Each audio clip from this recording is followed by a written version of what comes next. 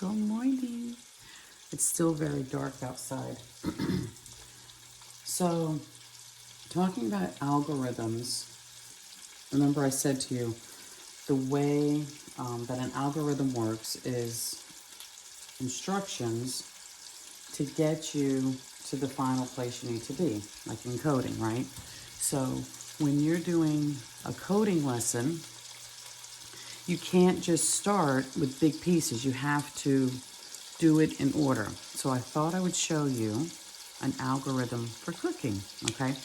So I'm going to put in here bacon, onions, and garlic, okay? If I just took this whole onion and threw it in there, it wouldn't work, right? I have to cut the onion up, right? So I have some onion cut here. I'm gonna cut that one up also though. But I have to get rid of this stuff that's on here first.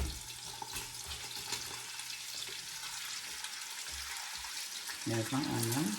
I cut some bacon up. Can you imagine if I put the whole piece of bacon in there? That's not gonna work in soup, right? So you have to cut everything up, right? If I take this garlic and I just throw it in there, it doesn't work. You have to take all the steps, right? Like the coating. So I have 1, 2, 3, 4, 5 garlics, right? You could do a repeat loop that you have to chop the garlic, right? So I'm gonna go through this whole process, but I'm gonna turn the video on and off because it takes a while for the onions and the bacon and the garlic to simmer and get the way it needs to be until our next part, okay? So I'm going to chop the rest of my vegetables, right? I have my onion and my garlic, and then I'm gonna let my bacon and garlic cook, and then I'm going to come back for you, okay? So I'm gonna turn this video off, and then I'll be back shortly, okay? Okay, I'm back. All right, so everything cooked down. Let's review again. If I put a whole thing of bacon in there and a whole thing of onions and garlics, that would not work. You have to cut it up, right? So you have to go in an order, just like when we're doing coding, okay? So now everything is cooked together. Now we have to move to the next part, right? Just like coding, right? When you do your puzzles, if you miss a step, you always raise your hand and say, Mrs. Hollinger, I can't get it. But you have to back up and think, did I miss a step somewhere? Okay, so next, we're making soup. We're making pasta fajoule. I love pasta fajoule. When I was pregnant with my children, I wanted to eat this and chicken all the time. So I had to learn how to make it because it was too expensive for me to buy all the time. So I finished with the onions, the garlic, and the bacon. Now, the next thing I'm gonna put in are the beans, okay? If I put the beans in, hang on, these are cooked beans.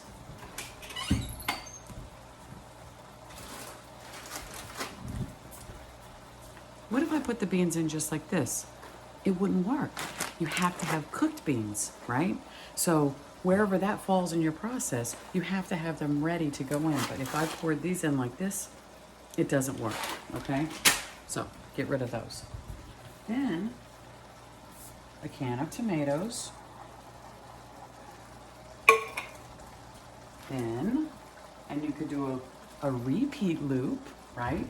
Because I have to put in 3 containers of chicken broth, right? So that could be a repeat loop.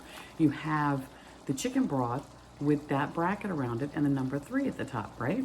So you can make anything into an algorithm or code, especially something that has such specific directions to do, okay? Think of a math problem, right? Okay, so pouring all my chicken broth in. And you can hear the sizzle goes away because this is cold. Okay, so I'm gonna go away again. After I get my chicken broth in, I'm also going to use this. This is my strainer. And I season the soup with rosemary, right? I have all of my things ready to go to complete this entire recipe. So I'll be back shortly. I'm back again. Okay, you can see everything is boiling here. I have my rosemary in here from my garden, okay? And I have just a few more steps to take to make this complete and get to the end, right? So this would be something good you could do with your grown-ups. You could make a peanut butter and jelly sandwich. You could go outside and do some exercises like some of the games that Mr. Robertson gives you. Think about how there's a process. There's a step that you have to take in order for it to happen, right? So when Mr. Robertson does the bowling, if your items down at the other end are not set up, not gonna work, right?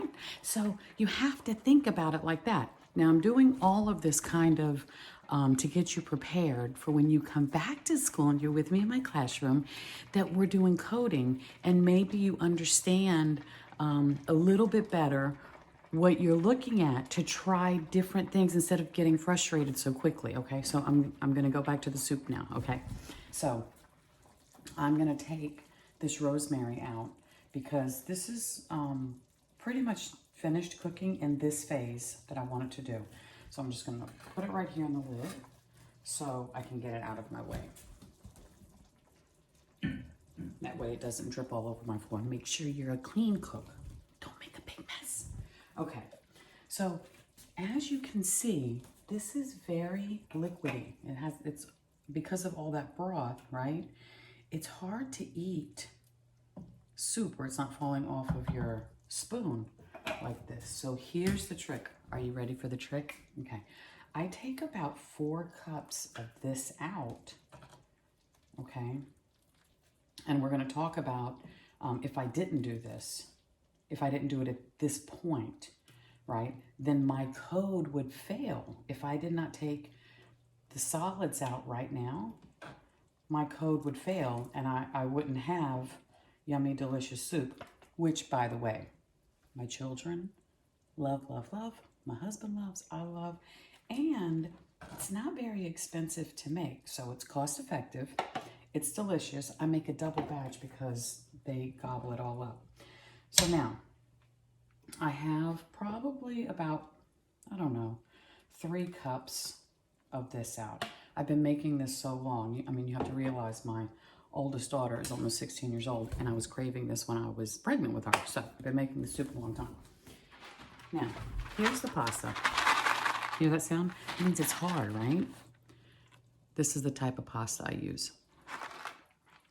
If I poured all this pasta in there and then took the solids out that I just took out, that's not gonna work because half of it would be mixed up with this, right? So now these hard little pieces of pasta would be in with that, which I'm about to blend. It's not gonna work. So you have to take that out first, then you put the pasta in, then you blend that, and it's all solids, okay? I'm gonna be back in 1 second. Okay, I poured the pasta in, and it's in here starting to cook. It has to cook for about 11 minutes, okay?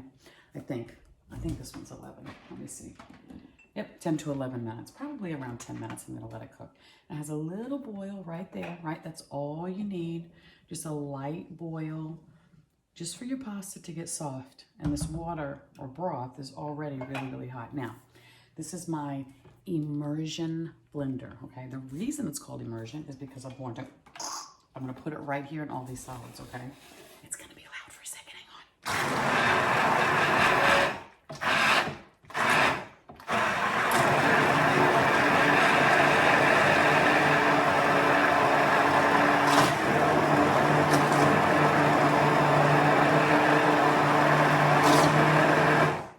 So remember I told you my trick? That's so good. This recipe has a lot of beans in it, right? When you blend the beans together, they become thick and creamy. So now, what have I done? I've taken a lot of those solids and I have mixed them to blended them together. So now it's like a thick bean type of paste almost, not really a paste, okay? And then I put it back in there and it makes the soup nice and thick, okay? So I just put it in there like that. Now, here's another thing. I don't like to waste anything. Everything's gold. So you just take your spoon and put the rest of it in, okay?